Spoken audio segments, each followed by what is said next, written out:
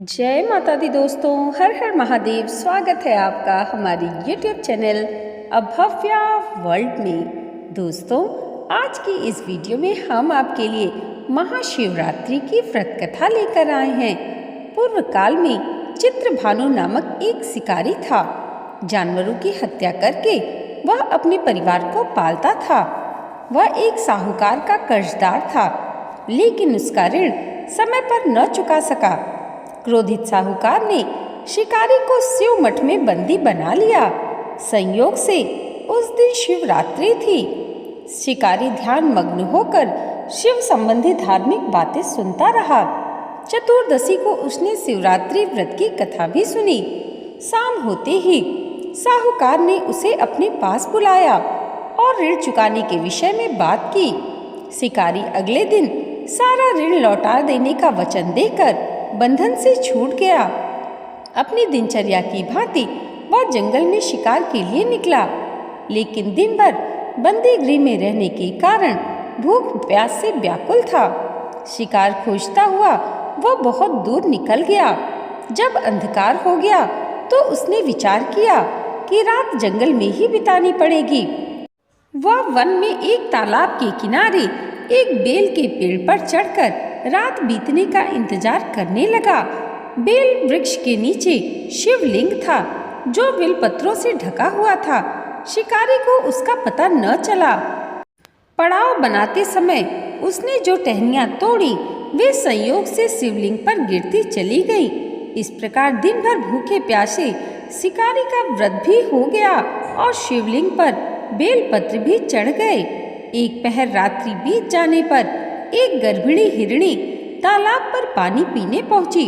शिकारी ने धनुष पर तीर चढ़ाकर ज्यों ही प्रत्यंचा खींची, हिरणी बोली, मैं गर्भिणी हूँ, शीघ्र ही प्रसव करूंगी। तुम एक साथ दो जीवों की हत्या करोगे, जो ठीक नहीं है। मैं बच्चे को जन्म देकर शीघ्र ही तुम्हारे समक्ष प्रस्तुत हो जाऊंगी, तब मार लेना। शिकारी ने प्रत्यंचा ढीली कर दी और हिरणी जंगल झाड़ियों में लुप्त हो गई। प्रत्यंचा चढ़ाने तथा ढीले करने के वक्त कुछ बेलपत्र अनायास ही टूटकर शिवलिंग पर जा गिरे। इस प्रकार उससे अनजाने में ही प्रथम पहर का पूजन भी संपन्न हो गया।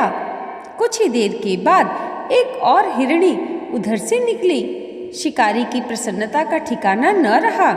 समीप आने पर उसने धनुष पर बाण चढ़ाया।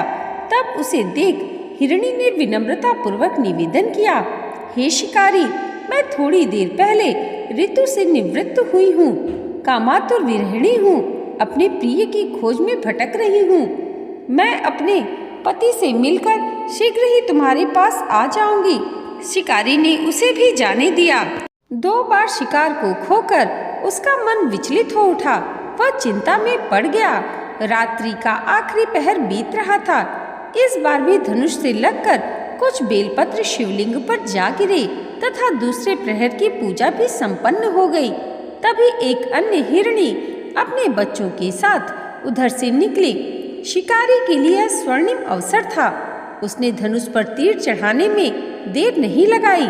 वह तीर छोड़ने ही वाला था कि हिरणी बोली, हे शिकारी, मैं इन बच्चों को इनके पिता के पास लौटाकर तुम्हारे पास लौट आऊंगी। इस समय मुझे मत मारो। शिकारी हंसा और बोला, सामने आए शिकार को छोड़ दूं? मैं ऐसा मूर्ख तो नहीं। इससे पहले मैं 2 बार अपना शिकार खो चुका हूँ। मेरे बच्चे भूख प्यास से व्याकुल हो रहे होंगे। उत्तर में हिरणी ने फिर कहा, जैसे तुम्हें अपने बच्चों की ममता सता रही है, ठीक वैसे ही मुझे भी अपने बच्चों की चिंता सता रही है। हे शिकारी, मेरा विश्वास करो, मैं इन्हें इनके पिता के पास छोड़कर तुरंत लौटने की प्रतिज्ञा करती हूँ। हिरणी का दुख भरा स्वर सुनकर शिकारी को उस पर दया आ गई। उसने उस मृगी को भी जाने दिया। शिकार के अभाव में तथा भूख प्यास से व्याकुल शिकारी अनजाने में ही बेल वृक्ष पर बैठा बेल पत्र तोड़ तोड़कर नीचे फेंकता जा रहा था।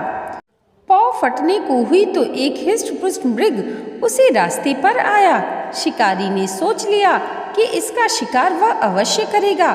शिकारी की तनी प्रत्यंचा देखकर मृग विनीत स्वर में बोला, हे शिकारी, यदि तुमने मुझसे पूर्व आने वाले 3 मृगियों तथा छोटे छोटे बच्चों को मार डाला है तो मुझे भी मारने में विलंब ना करो, ताकि मुझे उनके वियोग में एक क्षण भी दुख न सहना पड़े।